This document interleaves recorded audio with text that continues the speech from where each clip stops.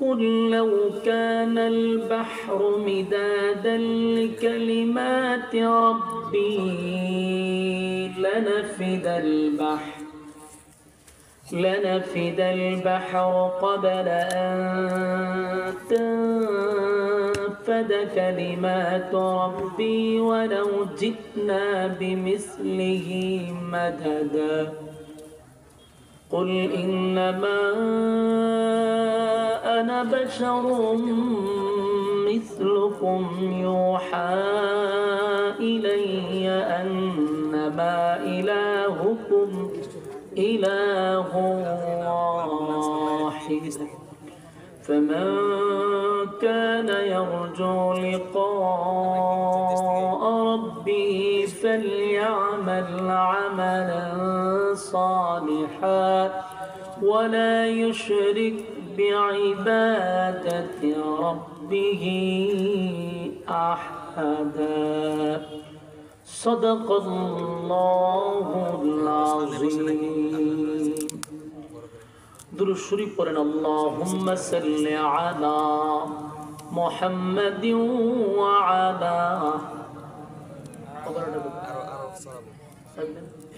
محمد وعلى آل محمد كما صليت على إبراهيم وعلى آل إبراهيم إنك حميد مجيد কি কম অর্ডার কই দেন রিভাব দেন হালকা রিভাব দেন বক্সে রিভাব একটু একসাথে করে মাস্টার এত বানানোর দরকার নেই শীত দিয়ে দেন না اللهم صل على محمد وعلى آل محمد كما صليت على إبراهيم وعلى آل إبراهيم إنك حميد مجيد نور عرفان محبت دل میں بر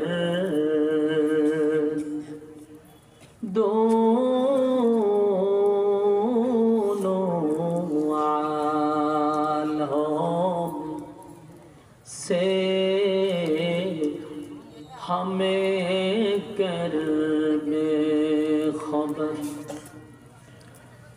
जला तूने दी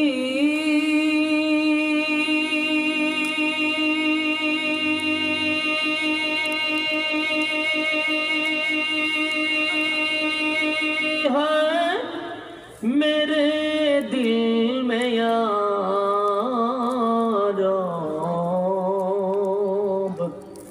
जलन की दवा अब फिला दे खुदाया सारे दुनिया तय किया मैं मिसल दूध देखा नहीं तेरी मानंद खूबसूरत चांद भी होता नहीं बलगल उला बिकमालिही कशबह तुजा बिजमालिही हसनत जमीआ ख़िसालिही सल्लो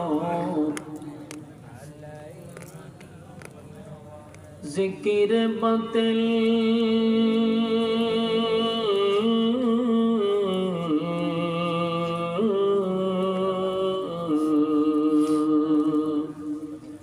को हटाते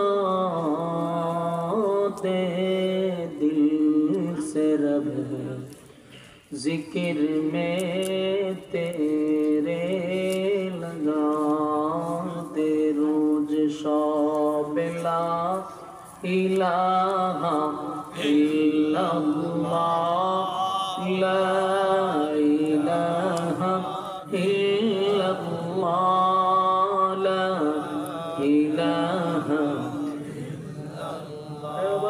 কই আবার নিয়ে আসেন লা কতক্ষণ ঘুরে পড়ে যায় কই ওনার তো দায়িত্ব চলে কেন লা ইলাহা ইল্লাল্লাহ লা ইলাহা ইল্লাল্লাহ লা ইলাহা গুমগুমিটা বন্ধ করেন হালকা বেসটা একটু কমাই দেন বেস লাগবে না বেস বন্ধ করেন শুধু হালকাই ঘোরাবেন গুমগুমি যাতে না করে লা ইলাহা ইল্লাল্লাহ লা আস্তে একটু টানে লা লা ইলাহা ইল্লাল্লাহ লা ইল্লাল্লাহ লা ইলাহা ইল্লাল্লাহ লা ইলাহা লা ইলাহা ইল্লাল্লাহ মুহাম্মাদুর রাসূলুল্লাহ সাল্লাল্লাহু আলাইহি ওয়াসাল্লাম। আলহামদুলিল্লাহ, টাঙ্গাইল জেলার গালা কবরস্থান ও ঈদগাহ ও এটা কালা কি ইউনিয়ন করছে বিলমাগুড়া নাকি বাটছান্দা কবরস্থান, এটা কি গ্রাম? ওই ঈদগার মাঠের উন্নয়ন কল্পে আয়োজিত আজকের বার্ষিক ওয়াজ মাহফিল সভাপতি কই নিফলেট নাই। আজকের মাহফিলের সম্মানিত যিনি সভাপতি হযরত মাওলানা হাবিবুল্লাহ সাহেব দামাত বরকাতুহুম, ওয়াজ করেছেন হযরত মাওলানা আব্দুল বাসেত বাচ্চু আনসারী সাহেব। আজকের মাহফিলের প্রধান অতিথি জনাব মোহাম্মদ আকিনুর মিয়া সাহেব। আজকের মাহফিলের প্রধান মেহমান জনাব মাহফুজুর রহমান মামুন সাহেব। দিগার হযরত উলামায়ে কেরাম ও অতিথিবৃন্দ, মুআজ্জাজ ও মুকাররম হযরত উলামায়ে কেরাম উপস্থিত আছেন। তরুণ যুবক ভাইরা, মুরব্বিয়ানে আযম, মাইকের আওয়াজ যতটুকু দূরে যাচ্ছে অবস্থানরত আছেন পর্দানিশী আমার মা ও বোনেরা, সকলকে আমার অন্তরস্থল থেকে জ্ঞাপন করছি মোবারক। সবটুকুন শুকরিয়া আল্লাহ সুবহান মহিয়ান গরিয়ান সর্বশক্তিমান আল্লাহ পাকের জন্য, যিনি আমাদেরকে সুস্থ অবস্থায় একটি দ্বীনি পরিবেশে আলেমদের সহবতে আসার এবং বসার যে সুযোগটুকু রব্বে কারীম করে দিয়েছেন, এই জন্য শুকরিয়া আদায় করছি আলহামদুলিল্লাহ। লক্ষ কোটি দুরুদ এবং সালাম আল্লাহর সৃষ্টির প্রধান আকর্ষণ বিশ্ব সভার সভাপতি জনাব মুহাম্মদুর রাসূলুল্লাহ সাল্লাল্লাহু আলাইহি ওয়াসাল্লাম। সম্মানিত সুধী, আপনারা আসতে পেরে বসতে পেরে খুশি না বেজার? রাস্তাঘাটে দোকান পাটে যারা আছেন, অনর্থক সময় যারা নষ্ট করতেছেন, মেহেরবানি করে আমরা প্যান্ডেলে চলে আসি। দীর্ঘক্ষণ সময় ধরে আপনারা সময় অপচয় করছেন, অনর্থক সময় নষ্ট করছেন। এখন আমরা সময় নষ্ট না করে বরকতপূর্ণ এক মজলিসে আমরা বসে যাই। যতক্ষণ প্যান্ডেলটার ভিতরে থাকবো গুনাহ না হওয়াটাই সম্ভব, প্যান্ডেলের বাহিরে গেলে গুনাহ হওয়াটা সম্ভব। তাই গুনাহমুক্ত পরিবেশে আমরা বসে যাই। দেখেন, যদি হায়াত থাকে, মানে আগামী কালকে যদি বেঁচে থাকি, তাহলে দোকান পাটা আড্ডা দেওয়ার সময় কিন্তু আছে, গল্প করার সময়ও। কিন্তু আগামীকালকে বেঁচে থাকলেও এই মাহফিলে বসার সুযোগ আসেনি। মাহফিলকে আগামীকালকে হবে যদি একদিনই নাকি, তো আগামীকালকে বেঁচে থাকলেও মাহফিলে বসতে পারবো না, কিন্তু গল্প করার সুযোগ আছে যদি বাচ্চা থাকি। তাহলে বুদ্ধিমান ওই ব্যক্তি যে আমাদের সমস্ত ব্যস্ততা পিছনে রেখে প্যান্ডেলে বসে দেওয়া। আগামী বছরই মাহফিল পাবো এমন কোন গ্যারান্টি আছে? আপনাদের এই মাহফিলের একজন ব্যক্তি গতকালকে দুনিয়ার থেকে বিদায় হয়ে গেছে, কি জানে নাম? রওশন আলী। দেখেন উনি কি জানতো যে উনি মাহফিলের আগের দিন মারা যাবে? আপনারা আমার বাসা বুঝেননি, আমরা যদি চিন্তা হই না আপনারও মুর্দা না, ভয় লাগতো যে গুরুস্থান বাসায় মুর্দা হইতে পারে। আপনারা যদি চুপচাপ বয়ে রেছেন ঘটনাকে, একটু কথা তো বইতেই বলুন। যে বেশি মারা গেছে উনি জানতো আগের থেকে, এখানে গুতা দিয়ে বাইর করুন লাগছে, আওয়াজ দেন। আমার ভয় লাগতেছে যে গুরুস্থানের ভাষায় কি মুর্দা হয়ে বইরেছেন, যেইভাবে নীরবতা পালন করতেছেন। একটু মাহফিলে বইলে হ্যাঁ না ঠিক বেঠিক সুবহানাল্লাহ করতে হয়।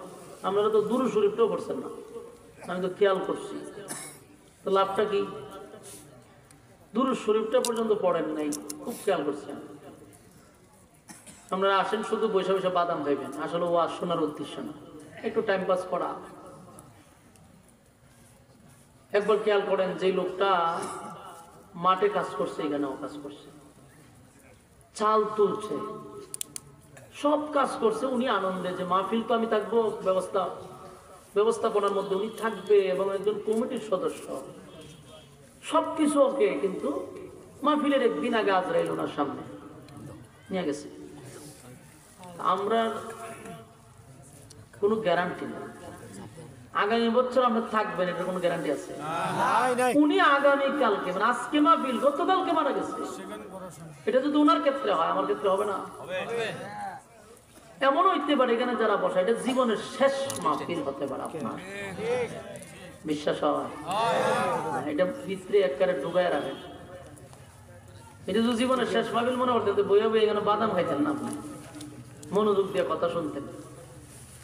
জীবনের শেষ মাহফিল মনে করেন। আমার শুই না খুব আশ্চর্য লাগলো, লোকটা নাকি গতকালকে চাল, এর আগেও চাল টাল তুলছে, মাঠে কাজ করছে, দৌড়াদৌড়ি করছে, সব কিছু উনি ওকে করলো, কিন্তু মাহফিলটা উনি পাইল না, চলে গেছে।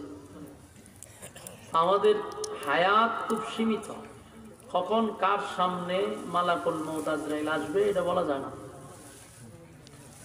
দৈনিক প্রতিদিন 5 বার মালাকুল মউত আজরাইল আমাদের সাথে দেখা করে। বলুন কয়বার? 5 বার। আমার সাথে আজকে দেখা হয়েছে, আপনার সাথে দেখা হয়েছে, আপনি দেখছেন না? কিন্তু উনি আসেন, কারণ প্রতিটা মানুষের জন্য এক একজন করে দায়িত্ব দেওয়া আছে। আমরা একটা ওয়াজ শুনি সারা জীবন, এটা শুনছেন আপনারা, যে আজরাইলের রূপ নেয়। আজরাইল তো একজন মানুষ, একজন ফেরেশতা, এতগুলো মানুষের রূহ নেয় কেমন? এই যে ভুল ওয়াজ শুনতেছেন বছরের পর বছর, ফেরেশতা একজন। এখন মরছে আজকে টাঙ্গাইলে একজন, হবিগঞ্জে মরছে একজন, একই টাইমে সৌদি আরবে মরছে একজন, লন্ডনে মরছে একজন, সব জানে একজনই যদি কবজ করে, এই টাইম এদিকে সম্ভব নেই।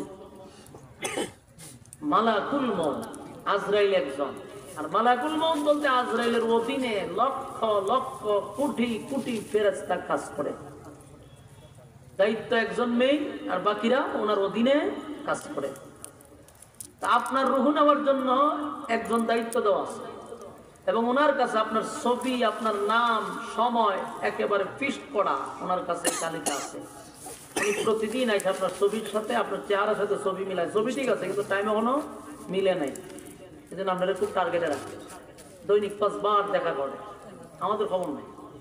যে সময় মালাকুল মউত আমরা সামনে আইসা দেখা যায়, সময় আমরা হয়তো আড্ডাতে থাকি, আর না হয় কোনো গল্পতে থাকি, না হয় কোনো আকাম প্রোগ্রামে থাকি, কিন্তু আমাদের সাথে যে দেখা হয় এটা 100%। যেদিন টাইম মিলে যাবে নিয়ে যাবে। এই জন্য আমাদের প্রস্তুত থাকা দরকার। বাস্তব না বাস্তব? আপনারা ভাষা বুঝেন?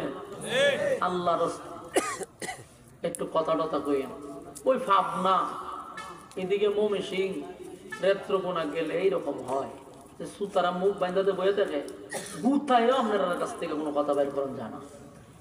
আমি তো আছি টাঙ্গাইল, এটা তো ভাবনা না। টাঙ্গাইলের মানুষ তো সচেতন, আপনারা সচেতন মানুষ, একটু হা না কইেন। কইলে লাভটা কি হয়, যিনি কথা বলে তার কথা বলার আগ্রহ উৎসাহটা বাড়ে। আর আপনাদের এই নীরবতার কারণে কথা বলার কোনো আগ্রহী বক্তার আসে না, এই জন্য কথা গুছালো হয় না। শ্রোতার স্পিরিট আর জজবা দেখে বক্তার কথা বলার আগ্রহ বাড়ে। কেন? বুঝতে পারে যে না কথা রিসিভ হইতেছে। আর আপনারা যে বাপটা লইয়া বসে, আমি মনে হল আমার কথা ডায়ালই থাকলো আর রিসিভ হইল না, যেন আরেক কথা আমি বলবো কেন। এই জন্য শ্রোতা সচেতন থাকা দরকার। কিন্তু মাঝে মধ্যে ঠিক বিঠিক বললেন, সুবহানাল্লাহ জানে বলার বলবেন। আর দুরূদ শরীফ পড়ছেন না, কিন্তু দুরূদ শরীফ একবার পড়লে 10টা গুনাহ মাফ হয়। দুরূদ শরীফ যদি কেউ পড়ে তাহলে তার আমল নামায় 10টা নেকি যুক্ত হয়। সুবহানাল্লাহ। সবচেয়ে বড় নিয়ামত হলো দুরূদ শরীফ পড়লে আল্লাহ 10 বার তার উপরে রহমতের দৃষ্টিতে তাকায়। এত বড় নিয়ামত আপনারা হারাইনি। এই জন্য মাহফিলে বসছি দ্বীনি কথা শোনার জন্য। আর এই মাহফিলটা হইল ঈদগাঁও গুরুস্থানের কবরস্থান ও ঈদগাহ মাঠের উদ্যোগে আজকের এই আয়োজনটা। তাহলে আমাদের পাশে অবশ্যই গুরুস্থান একটা আছে, ডাইন সাইড আছে। মুর্দাগানের রুহের মাগফিরাত কামনায় আজকের এই মাহফিল। তা আমরা বিষয়গুলা এইভাবেই শুনবো এবং মনোযোগ সহকারে মোনাজাত পর্যন্ত থাকবেন, এরকম নিয়ত আছে না আপনারা? এটাকে মুখ দিয়ে না অন্তর থেকে? কারা কারা মোনাজাত পর্যন্ত থাকবেন হাত তুলেন। হ্যাঁ, পিছনের লোক আমি কেন বইয়ে সব দেখি, হাত তুলে না। এরা লক্ষণ খারাপ, নিয়ত খারাপ। হাত তুলেন বলে আমরা মোনাজাত পর্যন্ত আছি ইনশাআল্লাহ। অনেকে হাত তুলে নাই, এটা হলো ভিন্ন জিনিস, তার নিয়ত বালানা থাকতো না। তবে যারা হাত তুলছেন আমি তাদের জন্য দোয়া করি, আল্লাহ আপনাদের দুনিয়া আখিরাতের সম্মান দান করতাম। আর যারা তুলছে না এরা আল্লাহ হেদায়েত দাও, এরার অভিশাপ দিয়ে লাভ নেই। বুঝা যায় ইনশাআল্লাহ। আমি আপনাদের সামনে মহাগ্রন্থ আল কোরআন থেকে আমি যে আয়াতগুলো পড়ছি, এই আয়াতগুলির সামনে রেখেই কথা বলবো ইনশাআল্লাহ। এই জন্য একটু ধৈর্যের দরকার। আমি তো মনে কিছুদিন আগে আইসা গেছি, ওখানে শ্রোতা কেনা আসিল, হাত তুলেন তো দেখি, অনেক শ্রোতা যায় পড়ছে। হ্যাঁ মাশাআল্লাহ। সাবজেক্ট কি আসিল ওখানে, কোন বিষয়? ও মাশাআল্লাহ, তাহলে আপনারা এইটাও মুখস্থ আছে, শ্রোতা ওইখানে আইসেন, তাহলে আপনাদের কাছে আমি পরিচিত, তাহলে অসুবিধা নেই। ভাষা তো বুঝেন, তাহলে ঠিক আছে। সম্মানিত যদি আমি যে আয়াতে কারিমা তেলাওয়াত করছি, এই আয়াতগুলিকে সামনে রেখে কথা বলবো ইনশাআল্লাহ। আল্লাহ রাব্বুল আলামিন এই আয়াতগুলিতে বলে, ইন্নাল্লাযীনা আমানু ওয়া আমিলুস সালিহাতি কানাত লাহুম জান্নাতুল ফিরদাউসি নুজুলা। আল্লাহ রাব্বুল আলামিন বলেন, যারা ঈমান এনেছে এবং যারা সৎ কাজ করে, ঈমান আনছে এবং যারা সৎ কাজ বলতে কি নেক আমল তারা করে, তো যারা ঈমান আনছে এবং সৎ কাজ করে এদের জন্য একটা সুসংবাদও আছে। সুসংবাদ হলো আল্লাহ তাদেরকে জান্নাতুল ফেরদাউস বলতে, জান্নাতের মধ্যে ভিআইপি জান্নাত, যেটা সর্বোচ্চ জান্নাত হলো জান্নাতুল ফেরদাউস, সেখানকার মেহমান বানাবে। জান্নাতের মেহমান আমরা সবাই হইতে চাই, এটা তো সবার মনে একটা আকাঙ্ক্ষা যে জান্নাতের মেহমান হইতে চাই। সম্মানিত শুধু জান্নাতে সবাই যেতে চায়, বেনামাজিও জান্নাতে যাইতে চায়, সুদখোরও জান্নাতে যাইতে চায়, ঘুষখোরও জান্নাতে যাইতে চায়, বেপরদাওয়ালাও জান্নাতে যাইতে চায়, লম্পটরাও জান্নাতে যাইতে চায়, এমনকি বিধর্মীরাও জান্নাতে যেতে চায়। বাস্তব কইছেন অবস্থা। একজন ইন্দুরে জিগাই মরার পরে কই যাইতে, সে উত্তর দিব আমি স্বর্গে যেতে চাই। স্বর্গ মানে এরা জান্নাত মনে করে। সবার আশা আকাঙ্ক্ষার জায়গা হলো জান্নাত। বলুন তো দেখি, জান্নাত কি কারো মামুর বাড়ি, আত্মীয়র বাড়ি, সাইলি ভাইবেন? জান্নাত চাইলেই পাওয়া যাবে না, জান্নাতটা চাইলে আপনাকে দেওয়া হবে না, তাহলে আবদার করলেই হবে না, বাস্তবায়ন করতে হবে। জান্নাতে যদি কেউ যেতে চায় অবশ্যই শর্ত আছে। বুঝেন কথা? বলুন জান্নাতে যেতে গেলে কি আছে? শুধু শর্ত না, অবশ্যই শর্ত। বলুন জান্নাতে যেতে গেলে কি আছে? অবশ্যই শর্ত আছে। বিনা শর্তে জান্নাত দিবে না। দুনিয়া পাওয়ার জন্য, দুনিয়া হাসিল করার জন্য কোনো শর্ত নেই। আমরা দুনিয়া পাওয়ার জন্য কোনো শর্তের দরকার নেই। দুনিয়া আল্লাহ সবাই দেয়, আল্লাহ মানলেও দেয়, আল্লাহরে না মানলেও দুনিয়া দেয়। আস্তিকরেও দুনিয়া দেয়, নাস্তিকরেও দুনিয়া দেয়, কিন্তু জান্নাত সবাইকে দেয় না। উডাউডি করে গেছে জিজ্ঞাস তো হাত তুললে ওয়াদা করছেন, ওয়াদা বরখালাপ করলে মুনাফিকের খাসলা। যারা হাত তোলার পরে অনর্থক উচ্চা যাবে, এরা কি হয়ে যাব? টাটকা মুনাফিক হয়ে যাবে। সাবধানী এই কাম করেন না। যদি একান্ত প্রস্রাবের দরকার হয় অত তাড়াতাড়ি তো প্রস্রাবের ধরার কথা না, খালি দিয়ে বললেন। আর যারা আগের থেকে বসে রয়েছেন আপনারা কাজ মাসাই অসুবিধা নেই, তবে উড়ন যেত না, ওয়াদা দিচ্ছেন মুনাফিক হয়ে যাওয়ার লাগবে। মনোযোগ দিয়ে কথাগুলি শ্রবণ করেন। ভাই আমার অভিজ্ঞতা আনছেন গিচ্ছা শুনবার লেগিয়া, কথা বলি না দি, গান শুনবার লেগিয়া, এইটা ইয়াদ রাখবেন। একটা কথাও কোরআনের বাহিরে হবে না ইনশাআল্লাহ। গান আর গল্প, গিচ্ছা, কাল্পনিক কথা শোনার জন্য এখানে আমার আনেন নাই। আপনারা রাতের ঘুম হারাম করছেন এই গিচ্ছার, কাল্পনিক আর গান শোনার জন্য আসেন না, এটা মাথায় রাখতে হবে। সম্মানিত শুধু আল্লাহ বলেন আমি জান্নাতের মেহমান বানাবো, তবে পিছনে শর্ত আছে। বিনা শর্তে একটা মানুষও জান্নাতে যেতে পারবে না। আর দুনিয়া হাসিল করার জন্য, দুনিয়া পাওয়ার জন্য কোনো শর্তের প্রয়োজন নাই। আল্লাহ এমনি দুনিয়া দেয়। ডোনাল্ড ট্রাম্প আমেরিকার বর্তমানে কি প্রেসিডেন্ট, আগেও ছিল, অনাবার হয়েছে। বলো এই ডোনাল্ড ট্রাম্পে কি আল্লাহরে মানেনি? মানেন, এরপরে দুনিয়া দিছিনি। তাহলে দুনিয়া পাওয়ার জন্য কি কোনো শর্ত আছে? শর্ত নাই। বেদুইনদের দুনিয়া দেয়। গোটা দুনিয়াটা আল্লাহর কাছে একটা মরা গুরুর মতো। এই গুরু মরা প্রাণীর মতো।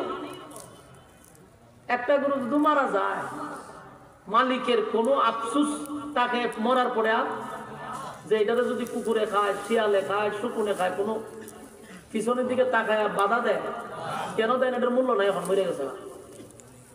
ঠিক তেমনি ভাবে দুনিয়াটা একটা মরা গরুর মতো, যেটা মরে গেছে এটারে কেউ নাস্তিকে খায়, আস্তিকে খায়, আল্লাহ মানে যারা তারাও খায়, আল্লাহ মানে না যারা তারাও খায়, কোনো বাধা নাই। কিন্তু জান্নাত এটা বড় দামি জিনিস। জান্নাত আল্লাহ বিনা শর্তে দিবে না। তাহলে প্রথম শর্তটা কি? প্রথম নাম্বার শর্ত হলো ইল্লাল্লাযীনা আমানু। এক নাম্বার শর্ত হলো তোমরা ঈমান আনো আমি আল্লাহর উপর। বলেন এক নাম্বার শর্ত কি? ঈমান। এখন ঈমান যে এক নাম্বার শর্ত, আপনারা বলবেন হুজুর ঈমান লইই ওয়াজিব হইছে। ঈমান যা আছে এটা তো আমরা জানি। ঈমান লই আপনারা এখানে বসছেন, তাহলে ঈমান যে আমরা আছে এটা জানেনি আল্লাহ। জানার পরেও আল্লাহ কোরআনে শুধু ঈমানদারকেই কেন বারবার ইঙ্গিত দিয়া কথা বললেন? ঈমানদারকেই কেন সাবধানতা করলেন? ঈমানদারকেই কেন জাহান্নাম থেকে বাঁচার কথা বললেন? ঈমানদারকেই কেন ভয় পাওয়ার কথা বললেন? তার কারণটা কি? তার কারণ হইল এখানে যারা বসছেন সবাই ঈমানের দাবি নিয়ে বসছেন। ঈমানের দাবি নিয়ে যে বসছেন, আমি চাইলে আপনাকে বেঈমান বলতে পারবো না। কেন পারবো না? কারণ আমার কাছে ঈমান মাফার কোনো থার্মোমিটার নাই। জ্বর উঠলে পরে একটা মিটিং বগলের নিচে রাখে, তাইটা কতক্ষণ করে বাইকে রাখো 102, তার মানে জ্বর 102, এটা রাখো থার্মোমিটার। ঈমান মাপার কোনো থার্মোমিটার না থাকার কারণে সমাজের সুদকুরেরাও নিজের ঈমানদার দাবি করে, সমাজের ঘুষখোরেরাও নিজের ঈমানদার দাবি করে, সমাজের বেনামাজিরাও ঈমানদার দাবি করে, বেপরদাওয়ালাও ঈমানদার দাবি করে, টেন্ডারবাজরাও ঈমানদার দাবি করে, দুর্নীতিবাজরাও ঈমানদার দাবি করে। কারণ সে তো দাবি করে, কারণ তার বেঈমান করতে পারবেন না, থার্মোমিটার নাই, মাপার মেশিন নাই, জন্য সবার দাবি আমি ঈমানদার। নামাজ পড়ে বছরে একবার, হেও কয় আমি ইমানদার। প্রতিদিন সুদে টাকা লাগাই এদের টাকা তুললে লাভে খায়, হেও কয় আমি ইমানদার। বেপর্দাওয়ালা, পর্দা নাই, সেও কয় আমি ইমানদার। দুর্নীতি কইরা লুটটা ভাইটা সব শেষ করছে, সেও কয় ইমানদার। দাবি তো সবাই করে ইমানদার, কিন্তু থার্মোমিটার না থাকার কারণে ইমানদারে বেঈমান বলা যায় না। আল্লাহ রাব্বুল আলামিন বলেন থার্মোমিটার আমার কাছে আছে। এই জন্য আল্লাহ কোরআনে দেখবেন প্রায় জায়গাতে ইমানদাররে সতর্ক করে, ইয়া আইয়ুহাল্লাযীনা আমানুত্তাকুল্লাহা হাক্কা তুকাতিহ। আল্লাহ কয় হে ইমানদাররা, তোমরা আমি আল্লাহকে ভয় করো। বলুন তো দেখি কেন বেঈমানরা কইছে না ইমানদাররা কইছে? ইয়া আইয়ুহাল্লাযীনা আমানু কু আনফুসাকুম ওয়া আহলিকুম নারা। আল্লাহ ভাই হে ইমানদাররা, জাহান্নামের আগুন থেকে নিজে বাঁচাও, পরিবারকে বাঁচাও। বলুন ইমানদাররা কইছে না বেঈমানরা কইছে? ইমানদাররা কইছে। ইয়া আইয়ুহাল্লাযীনা আমানু তুবু ইলাল্লাহি তাওবাতান নাসুহা। আল্লাহ ভাই হে ইমানদাররা, ফিরে আসো গুনাহ থেকে, সমস্ত গুনার উপরে লজ্জিত হও, গুনাহ থেকে ফিরে আসো। ইমানদাররে কইছে না বেঈমানরে কইছে? ইমানদাররে। সব জায়গায় ইমানদাররে লয়ে ওয়াজ করে। এর মূল কারণ হলো আল্লাহ জানে আমাদের ঈমানের পয়েন্ট কত আছে। এই জন্যই আল্লাহ বারবার আমাদেরকে সতর্ক করে যে তোরা যে ঈমানের দাবি নিয়ে বসে আছস, তোদের ঈমানের কৌটা জিরো। তাই শর্ত দিছে জান্নাতে যাইতে গেলে এক নাম্বার হলো ঈমান। বলুন এক নাম্বার কি? ঈমান। ইল্লাল্লাযীনা আমানু, এক নাম্বার হলো ঈমান। এক নাম্বার হলো ঈমান। দুই নাম্বার হলো আমিলুস সালিহাত। দুই নাম্বার হলো নেক আমল। ঈমান আনার পরে সর্বপ্রথম যে কাজটা করতে হবে এটা হলো নেক আমল।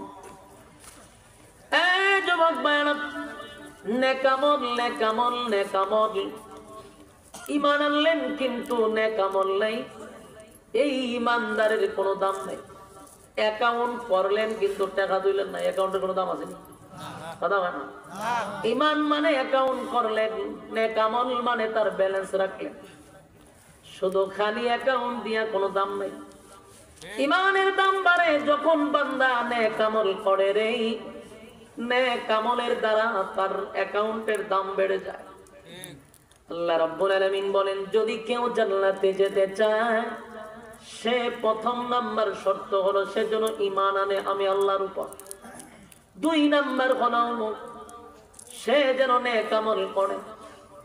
এখন নেক আমল করার জন্য একটা পরিবেশ আপনারা তৈরি করে দিয়েছে। এই মাহফিলটা হলো দ্বীনি মজলিস, এটা নেক আমলের জায়গা।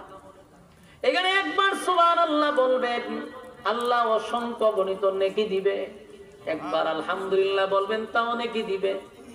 বক্তা যখন কোরআনের তেলাওয়াত করে প্রতি অক্ষরে অক্ষরে 10টা করে নেকি আপনার আমলনামায় ঢুকবে। তাহলে তো এটা নেকির একটা মজলিস। কিন্তু আপনি দোকান পাটে ঘুরতেছেন, আপনি আড্ডা মারতেছেন, সময় নষ্ট করতেছেন। আল্লাহ বলেন একটা নেকির এত দাম, নেকির এত দাম। দুনিয়ার মানুষ দুনিয়ায় থাকার পরে নেকির মূল্য বোঝে না। যেদিন দুনিয়ার থেকে বিদায় হয়ে যাবে সেদিন বুঝতে পারবে নেকির কত দাম। মানুষ আফসোস করবে। যুবক ভাইরা, মুরব্বী বাবারা, দিলের কান লাগায় কথাগুলি শোনা দরকার। নেকির এত দাম, অথচ নেকির কাজ কইয়া রাস্তাঘাটে দোকান পাটে আড্ডায় ব্যস্ত। একটা নেকি হাসরের মাঠে আপনার মাও আপনার দিবে না, আপনার বাবাও দিত না, আপনার স্ত্রী আপনাকে দিবে না, নিজের সন্তান আপনাকে একটা নেকি দিয়া সাহায্য করবে না। কিয়ামতের মাঠে কেউ কারো হবে না, কেউ কারো হবে না। আপনার ফিরে দিব আপনার নাকি কথা বলেন না? মা যদি না দেয়, বাপে যদি না দেয়, সন্তান যদি না দেয়, স্ত্রী যদি না দেয়, ফিরে দিব। আল্লাহর কসম, কোরআনের আয়াত তার প্রমাণ। আল্লাহ রাব্বুল আলামিন বলেন, ইয়াউমা ইয়াফিরুল মারউ মিন আখিহি ওয়া উম্মিহি ওয়া আবি ওয়া সাহিবাতিহি ওয়া বানিহি। কিয়ামতের কঠিন ময়দানে মা তার সন্তানের পরিচয় দিবে না, ভালো করে চিনবে এটা আমার সন্তান। বাবা তার সন্তানকে চিনবে কিন্তু পরিচয় দিবে না। কেন দিবে না জানেন? যদি আমি আমার সন্তানকে বলি এটা আমার সন্তান, তাহলে সন্তান আমার কাছে আবদার করবে, মা গো একটা নেকি দেন, বাবা আমার একটা নেকি দেন। একটা নেকি যদি মা তার সন্তানকে দেয়, তাহলে মা আবার একটা নেকি পাবে কোথায়? কারণ কেউ কারে নেকি দিবে না। সেদিন মানুষ আফসোস করবে আর হাতের আঙ্গুলগুলো চিপাইয়া চিপাইয়া খাবে আফসোসের কারণে। খালি বলবে হায় আফসোস, আমার মালিক আমার সময় দিছিল, আমার মালিক আমার সময় দিছিল, কিন্তু আমি রাস্তাঘাটে আড্ডা মাইরা সময় নষ্ট করছি। আমার মালিক আমার সময় দিছে রে, রাইতে এবং দিনে মিলাইয়া 24টা ঘন্টার সময় আল্লাহ দিছিল। 24 ঘন্টার ভিতরে একটা ঘন্টাও বান্দা আল্লাহরে দিল না। দুনিয়া দুনিয়া কইরা পিছনে দৌড়াইছে, ব্যবসা নিয়ে দৌড়াইছে, চাকরি নিয়ে দৌড়াইছে, বন্ধু বান্ধবের আড্ডায় সময় দিছে, ফেসবুকে সময় দিল, সোশ্যাল মিডিয়াতে ঘন্টার পর ঘন্টা সময় দিছে, বিপিএল খেলা আইপিএল খেলায় সময় দিছে। সময় নাই শুধু আল্লাহর বেলা। হাসরের মাঠে মানুষগুলো আফসোস করবে, হায় আফসোস হায় আফসোস, কি করলাম বলুন? সেদিন আফসোস করলে কি সাইর বৈশার কোনো দাম আছে? কোনো দাম নাই। সময় কাজে লাগানো দরকার। এই জন্য আল্লাহ সময়ের কসম করছে কোরআনে, সময়ের কসম, ওয়াল আসর, সময়ের কসম। ইন্নাল ইনসানা লাফি খুসর। আল্লাহ রাব্বুল আলামিন বলেন সময়ের কসম, সময়ের কসম। ইন্নাল ইনসানা লাফি খুসর, নিশ্চয়ই তোরা ক্ষতিগ্রস্ত। কে কয়? আল্লাহ এমনি কয় না, মালিক কসম করে কয়, কসম করে কয় তোরা ক্ষতিগ্রস্ত। যুবক ভাইরা আমার, আল্লাহ যদি বলে কসম তোরা ক্ষতিগ্রস্ত, কি বুঝেন? বাজার সুযোগ আছে। আমাদের সময় আমরা অপচয় করছি, এই জন্য আমরা ক্ষতিগ্রস্ত। সময়ের মূল্য যারা দেয় না, তারা দুনিয়া হোক পরকাল হোক, দুনিয়া হোক পরকাল হোক, দুনো দিকেই তারা ক্ষতিগ্রস্ত। একটা মানুষ যদি বিধর্মীয় হয় কিন্তু সময়ের মূল্য যদি দেয়, তাহলে দুনিয়ার দিকে সে অনেক আগায় যায়। কথা হয় না? জাপান, জার্মান, এর রাষ্ট্রগুলোর নাম তো শুনছেন, এরা তো উন্নত কেন? একমাত্র কারণ হলো তারা সময়ের মূল্যায়ন করে। এরা যদি বলে 12টার সময় ট্রেন আসবে, তো 12টায় 1 সেকেন্ডও যায় না, এই জায়গাতে এখানে থাকতো। আর আমরা বাংলাদেশে কিন্তু 12টার সময় ট্রেনে বলতে মানুষ ঘুরতে পারে 2টার সময়, জিজ্ঞাসা তো দিদি বাইরে করি আইতে 4টা বাজবো। বুঝে বাংলাদেশের সময়ের হালত, বাস্তব না বাস্তব?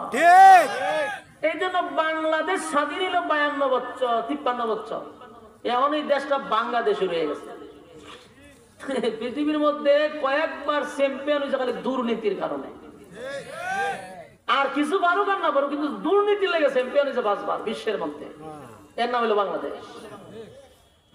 বাহিরের রাষ্ট্রে গেলে বাঙালির 4 পয়সার কোনো দাম নাই। আমরা যা মিসকিন ছাড়া আমরা বাহিরের দেশে ডাকে না। এত নির্লজ্জ বেহায়ার মতো আমরা দেশ বাহিরের দেশে গেলে চলতে হয়। বাংলাদেশ হলে একটা বেশকি মারে, মানে মিসকিনের দেশ। এর একমাত্র কারণ আমরা নিজেরা দোষী, আমরা সময়ের মূল্যায়ন দিই না, যেন আমরা আগাইতে পারছি না। আমরা আগাইছি বাটপারি, সিটারি, দুর্নীতির জন্য। আমরা কয় পারছেন কি? এই জন্য কেউ যদি দুনিয়ার দিকেও, মানে দুনিয়ার দিকেও যদি কেউ সময়ের মূল্যায়ন করে, তাহলে হে দুনিয়ার দিকে অনেক আগায় যায়। আপনি যদি সব সময় সময়ের মূল্যায়ন করেন, তাহলে দুনিয়ার দিকে আপনি অনেক উপরে উঠে যাবেন। আর কেউ যদি সময়ের অমূল্যায়ন করেন, এটা দুনিয়াতে সে অপদস্থ হয়, কিছু করতে পারে না জীবনে।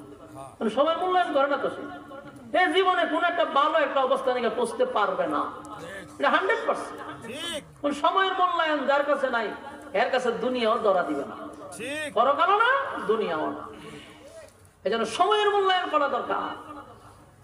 আমাদের সময় চলে যায় আড্ডাতে আর গল্পতে, আমাদের সময় চলে যায় সোশ্যাল মিডিয়াতে ঘন্টার পর ঘন্টা।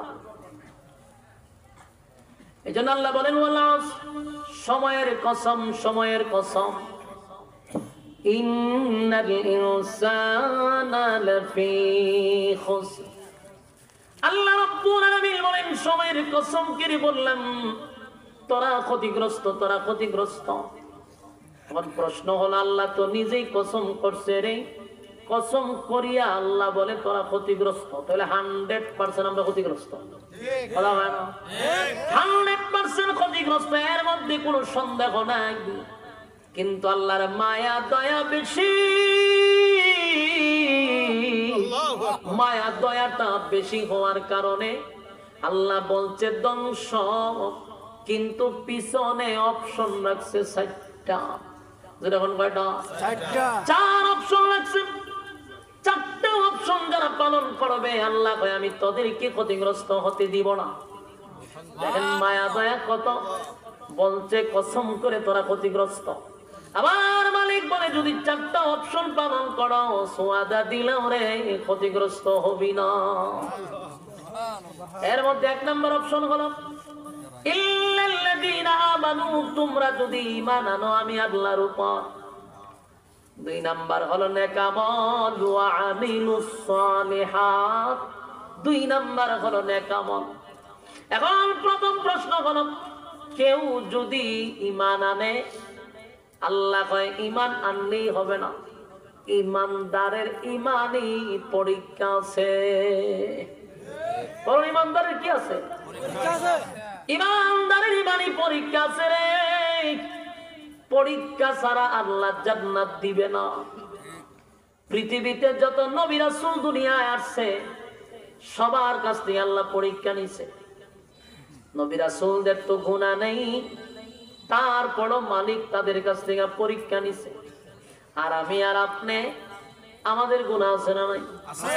আমাদের উপরে কঠিন থেকে কঠিন পরীক্ষা আসবে। যদি উত্তীর্ণ হতে পারি, তাহলে আল্লাহ বলেন জান্নাতুল ফিরদাউসের মেহমান আমি বানায়া দিব। আমার যুবক ভাইরা, কথাগুলি একটু দিলের কান লাগায় শুনি। রব্বে কারীম বলেন, আমি ওয়াদা দিলাম জান্নাতের মেহমান বানাবো, শর্ত হলো রে আমি আল্লাহ তোদের কাছ থেকে পরীক্ষা নিব। পরীক্ষা নিবে, পরীক্ষা নিবে, পরীক্ষা। আল্লাহ কাউরে গরিব বানায়াও পরীক্ষা করে, গরিব বানাইয়া মালিক পরীক্ষা করে রে। আবার আমার মালিক কাউরে ধনী বানাইয়া পরীক্ষা করে, আবার আমার মালিক কাউরে ক্ষমতা দিয়াও পরীক্ষা করে। এক একজনের পরীক্ষার ধরন এক এক রকম, সবার পরীক্ষা একরকম নয়। তবে মূল কথা হলো পরীক্ষায় উত্তীর্ণ হতে হবে, কথা হয় না?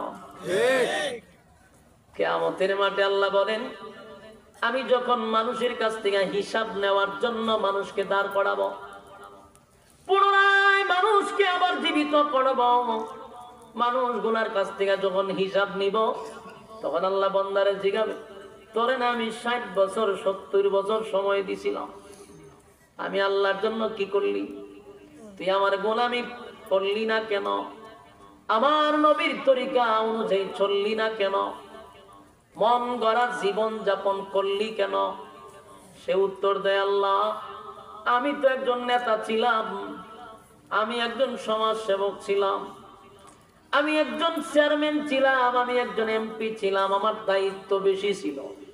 অতিরিক্ত দায়িত্বর কারণে আপনার গোলামি আমি করতে পারি নাই। খুব মনোযোগ দিয়ে শুনলেন কি কয়? সে চেয়ারম্যান আছি, এমপি আছেন, মন্ত্রী আছেন, ব্যস্ত, তা আপনার গোলামি করুন কেমন? আল্লাহ তাই নাকি? বলা হোক, দাঁড়ায় থাক।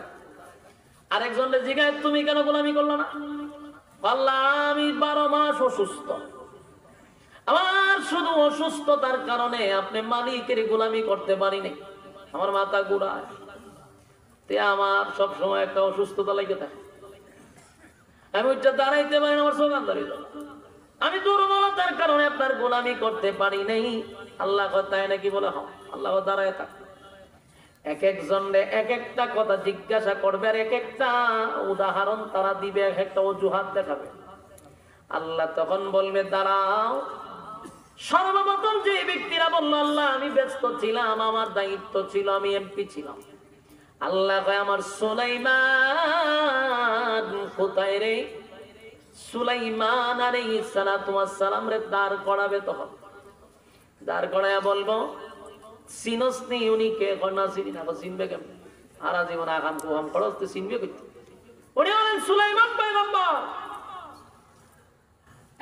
এক দুনিয়ার জমিনে চেয়ারম্যান, মেম্বার, এমপি, মন্ত্রী হওয়ার কারণে আমি আল্লাহর গোলামি করতে পারস না, অজুহাত দেখাইছস। উনি হলেন সুলাইমান পয়গম্বর। আমি আল্লাহ তারে গোটা পৃথিবীর রাজত্ব দিছিলাম, গোটা পৃথিবীর রাজত্ব। বলুন একটা দেশ না গোটা পৃথিবী? কথা হয় না, গোটা পৃথিবী, আসমানের নিচে যত জায়গা, সব জায়গার রাজত্ব ছিল সুলাইমান নবীর। সুবহানাল্লাহ। সুলাইমান নবীরে এত বড় রাজত্ব দিছে যে আল্লাহ এর আগেও কাউরে এত বড় রাজত্ব দেয় নাই, কিয়ামত পর্যন্ত এত বড় রাজত্ব আল্লাহর কাউরে দিবে না। সুবহানাল্লাহ। সুলাইমান নবী শুধু মানুষের বাদশা ছিল না, জিনেরও বাদশা আছে। কিসের বাদশা আছে? জিনেরও বাদশা আছে। সুলাইমান নবীর এত দায়িত্ব ছিল, এত দায়িত্ব ছিল, জিন্নাতেরও বাদশা, মানুষেরও বাদশা, এমনকি কীট পতঙ্গেরও বাদশা। পাখিরা যদি ঝগড়া লাগছে বিচার করার লাগছে সুলাইমান নবী, ফিফা লাগছে ঝগড়া, এটারও বিচার সুলাইমান নবী। কি পরিমাণ ব্যস্ত, অপশন না ব্যস্ত। আবার জিনেরও বাদশা, জিনের মধ্যে জামেল হইল সুলাইমান নবী, মানুষের মধ্যে সমস্যা হইল সুলাইমান নবী। গোটা পৃথিবীর রাজত্ব সব সাইড ঘুরে ঘুরে দেখতে হয়, গোটা পৃথিবী ঘুরতে হয়। সুলাইমান নবী সব জায়গা দেখে দেখে রাজত্ব করলো, এত ব্যস্ত একজন পয়গম্বর। সুলাইমান নবীর বউ কজন আছে জানেন? 300 জন বউ আছে। ওই একজনই কিছু বানানো হয়েছে। আমি যে বইয়াই ওয়াজ করতেছি এটা নিজে বুঝতে পারতেছি না। আর আপনারা কি করবে, আমার আজকে আপনার কাছে বইয়া আমার নিজেরই বিরক্ত লাগতেছে, কথা ভিতর থেকে আইতেছে না। আপনারা বসা উডা উডি লড়া চড়া করতেছেন। কিছুদিন আগে তো ওয়াজ করে গেলাম, একটা মানুষ লড়লো না। আর আপনাদের কি বিশৃঙ্খল বইছেন তো, আপনারা কে বসে বসার লেগে? আপনি তো উঠতেই যাইবেন, আপনারই বেয়াদবি করবার লেগে দিল কে? আপনি উঠতে যাইতেন কে? জানলে কেন? আবার উডেন বন, উডেন বনিতা করেন খা। আমি 2 রকম অবস্থা দেখছি, কতক্ষণ পরে উঠে আবার আবার যায়। এগুলা পরিবেশ নষ্ট হয়, এর কারণে বক্তার কথা বলার আগ্রহ নষ্ট হয়। এর মধ্যে আপনারা তাই বুবইয়া একটা কথা জিগাইলেতে ঠিকই আছে, জোর করে পাইতে হয়। আপনারা যারা ভালো লাগে না জানগা, আমি 5 জন ওয়াজ করলাম, কিন্তু উড়াউড়ি করতেছেন মনে কে কইছে বইতে না উগানো গাড়ি টাইম গিয়া বন উড়েন, পরিবেশ নষ্ট করেন কেন? যারা গিচ্ছা শূন্য অভ্যস্ত এর কাছে ওয়াজ জীবন ভালো লাগে, পরকালীন ওয়াজ এদের কাছে ভালো লাগে। এরা কত নজর আপনি গান গান, তার মধ্যে একটা গিচ্ছা কাহিনী কম ভালো লাগে। আমি ভাই সিলেটটা মানুষ, আমার বাড়ি হলো হবিগঞ্জ। আমরা জন্ম হয়েছি বক্তাগিরি করা শুরু করছি বিষয় ভিত্তিক দিয়া, কথা বুঝতেছেন? বিষয় ভিত্তিক দিয়ে আমরা ওয়াজ করি, তা আমি গিচ্ছা কম কম। আর আপনার এই সমস্ত ফালতু কথা আমার দ্বারা বলা সম্ভব না, এত আমরা ভালো লাগলে বনালে কি করা আছে। ওয়াজ করুম আমি, কিন্তু আপনি উড়াউড়ি করলে আপনার দূরে যান গা ভাই, পরিবেশটা নষ্ট করেন, মনোযোগ দেন। বলুন সুলাইমান নবীর বউ কতজন ছিল? 300 বানাইয়া বসি না কোরআন দিয়ে বসি? দেখেন সুলাইমান নবীর বউ কতজন আছে। আল্লাহ ওনার 300 বউ দিছিল, এবং কিতাবে লেখছে 700 দাসী ছিল। দাসী ওই যে খেদমত দিয়ে করে, কিরকম 700 জন ছিল। তা আপনারা সুবহানাল্লাহ বোঝা যায় কোনো ব্যাপারই না। 300 বউ এটা কোনো ব্যাপার না, 2টা বিয়ে করতে পারেন না। বাংলাদেশে জন্ম নিছেন, আর 300 উনার পর আপনারা শৈল কোনো জজবা আসলো না, যেটা সম্ভব কেমন? 300 বউ ছিল সুলাইমান নবী। একটা সাথে একদিন দেখা করলে 300 দিন লাগবে। বাস্তব না বাস্তব? সেই সুলাইমান নবীর আল্লাহ এত বড় রাজত্ব দিল, জিন্নাতের বাদশা, উনি পিপিলিকার ভাষা বুঝতো। সুবহানাল্লাহ। পাখিরা ছিল উনার সেনাবাহিনীর মধ্যে, একটা দল ছিল পাখি, একটা দল ছিল জিন, একটা দল ছিল মানুষ, 3 দল ছিল ওনার বাহিনীর মধ্যে। তো পাখিরা ওনার বাহিনী ছিল। এর মধ্যে একজন ছিল ফানি মন্ত্রী, হুদহুদ পাখি, কিচ্ছা অনেক শুনছেন, এইটা কোরআনের কথা, এগুলো কোনো কাল্পনিক গল্প না।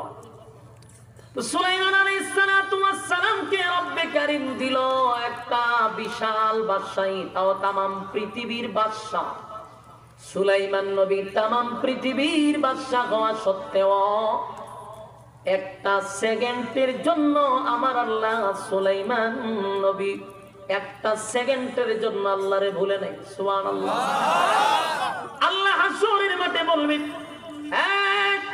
পৃথিবীর মানুষেরা শুন, তোরা বললি এমপি হওয়ার কারণে, মন্ত্রী হওয়ার কারণে আমি আল্লাহরে সময় দিতে পারোস নাই। আমার সুলাইমানরে তো আমি গোটা পৃথিবীর বাদশা বানায়া দিছিলাম। আমার সুলাইমান তো একটা সেকেন্ডের জন্য আমি আল্লাহরে ভুলে না। আপনি অজুহাত দেখাইবেন, এক একজন নবীরে দাঁড় করে রাখবো। আল্লাহ এবারে কি ছিলি? আল্লাহ এমপি ছিলাম। কি সারা দেশের এমপি ছিলি? না, একটা থানার ছিলাম। এক থানার এমপি আমার বিল্লাহ ইসলাম। আর সুলাইমান নবী গোটা পৃথিবীর বাদশা ছিল। উনি তো অপশন না, ব্যস্ত লোক। এরপর আমি আল্লাহরে বলে নাই। সুবহানাল্লাহ। সুলাইমান আলাইহিস সালাতু ওয়াস সালাম সেদিন হাসরের মাঠে সুলাইমান নবীরে দেখায়া বলবে, তোরা সময় নাই বইলা আমার ইবাদত করলি না, কেমনে করবি? মন্ত্রী এমপি হইলে কি আল্লাহর সময় দেওয়ার সুযোগ আছে? কারণ দেশের টাকা কিভাবে পাচার হবে চিন্তা আছে, দুর্নীতি কেমনে করবে চিন্তা আছে, মানুষের হক কিভাবে নষ্ট করবে, মানুষের উপরে জুলুম নির্যাতন কিভাবে করবে, এই নিয়েই তো তারা জীবন পুরা চলে গেছে। আর বাটপারি আর সিটারি করতে করতে তাদের সময় পাস হয়। আল্লাহরে দিব কোন সময়? আল্লাহ বলেন এগুলো অজুহাত। হাসরের মাঠে সেই অজুহাত আল্লাহর কাছে গ্রহণযোগ্য হবে না। তাই সময় থাকতে ইবাদত করার দরকার আছে না নাই? আছে। 2 নাম্বার ব্যক্তি বলবে, আল্লাহ আমি অসুস্থ ছিলাম গো, আমি অসুস্থ ছিলাম, অসুস্থতার কারণে আমি তোমার গোলামি করতে পারলাম না। আল্লাহ ভাই কেমন অসুস্থ ছিলি? মাসের মধ্যে সর্দি থাকতো, আমার মাথা ঘুরাইতো। এটা কোনো অসুস্থতা? এটা অজুহাত দেয়, নামাজ হয় না, এটা অজুহাত দেখাইয়া ইবাদত করে না। আল্লাহ তখন বলবে, আইয়ুব, আমার আইয়ুব কোথায় রে? আইয়ুব নবীরে দাঁড় করায় বলবো, জানোস নি উনি কে? না জানি না। জানবে কেমনে? আগাম গোগাম করছ, আমার নবীদের নামও জানোস না। উনি বলেন আইয়ুব আলাইহিস সালাতু ওয়াস সালাম। আমার আইয়ুব রে আমি রাজত্ব দিছিলাম, দেশের বাদশা বানাইছিলাম। আমার আইয়ুব রে আমি এত বড় বাদশাহী দিছি, আমার আইয়ুব একটা সেকেন্ডের জন্য আমি আল্লাহরে ভুলে নাই।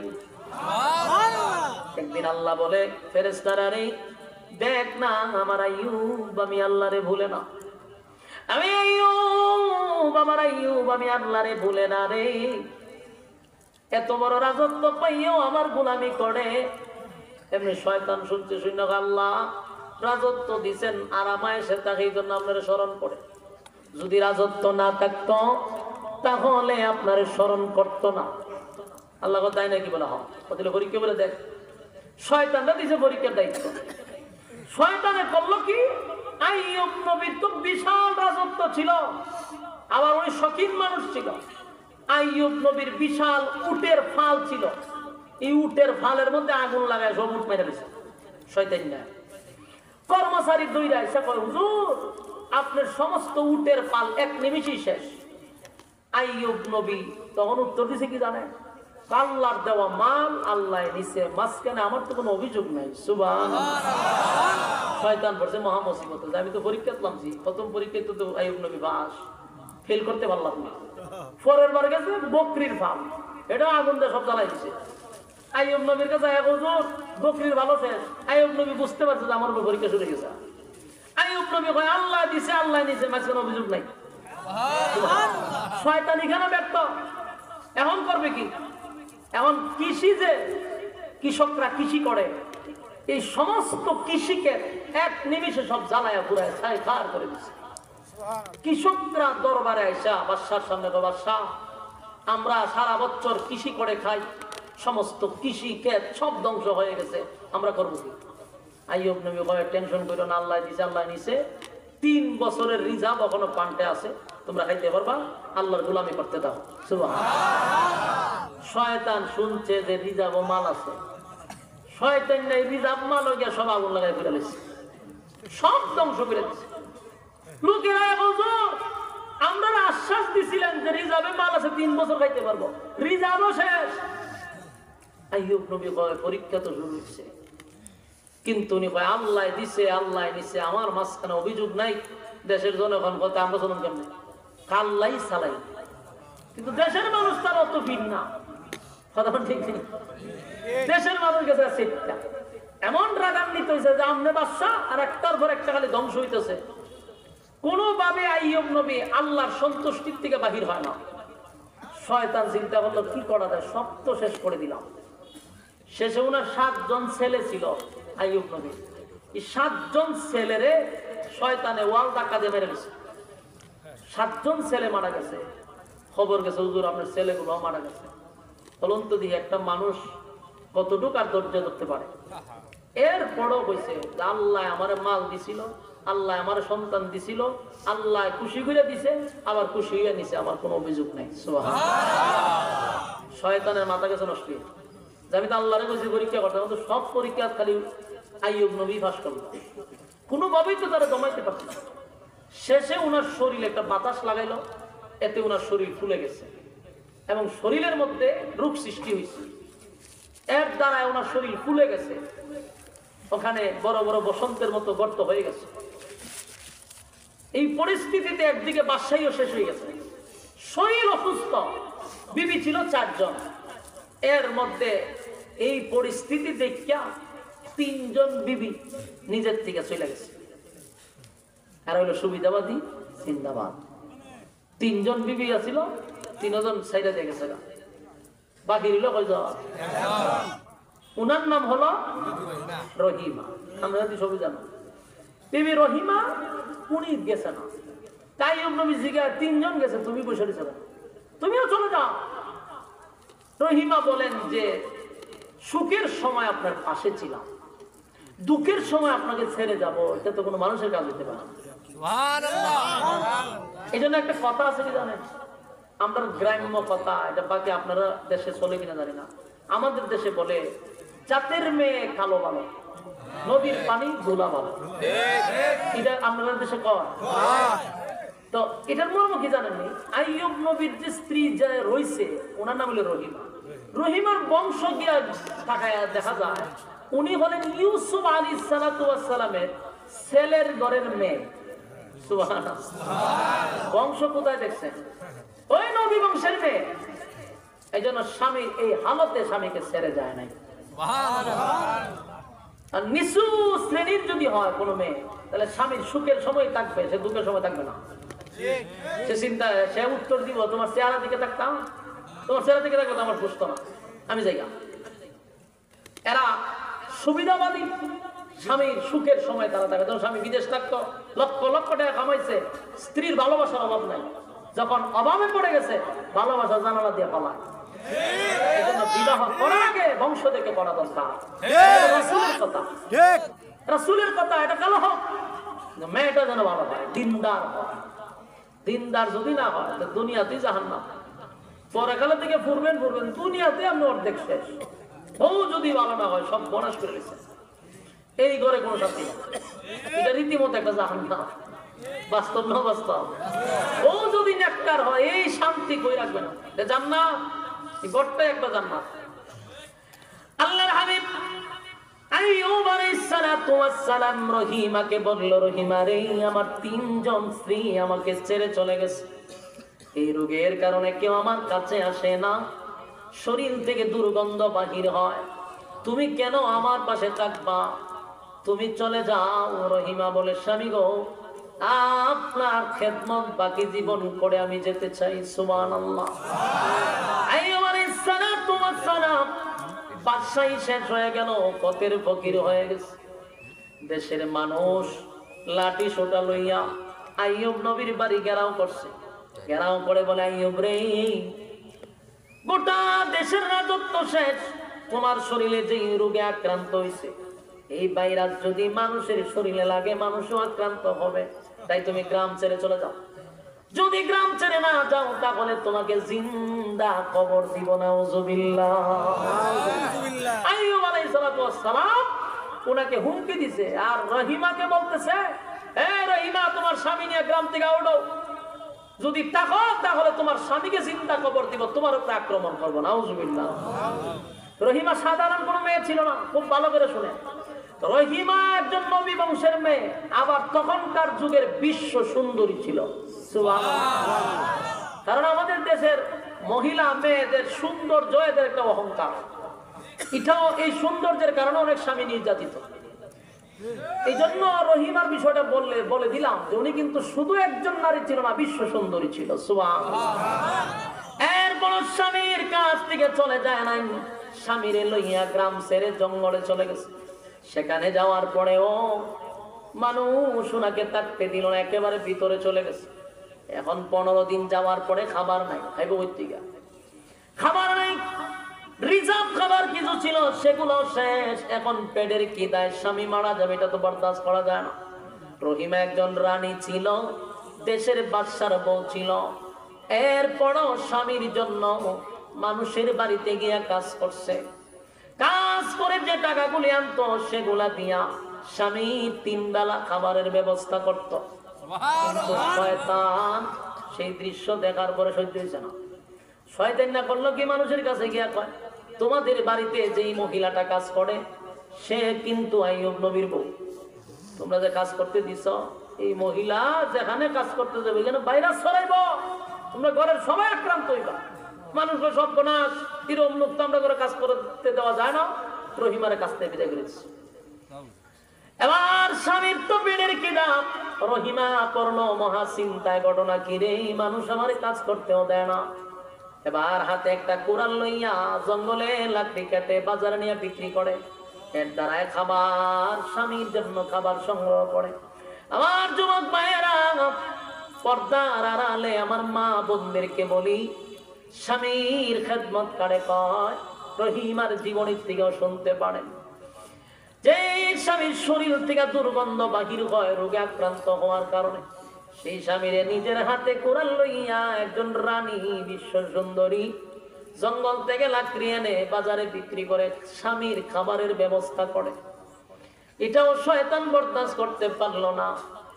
মানুষের কাছে বলল, তোমরা এই মহিলার আশেপাশে থাকবা না, সে কিন্তু আইয়ুব নবীর বউ, তার শরীরে ভাইরাস আছে। নাউজুবিল্লাহ। মানুষ তার কাছ থেকে আর লাকড়ি নেয় না। চতুর্দিক দিয়ে যখন এমন অবস্থা হলো, কেউ জায়গা দেয় না রে, ঘটনাটা হয়ে গেল।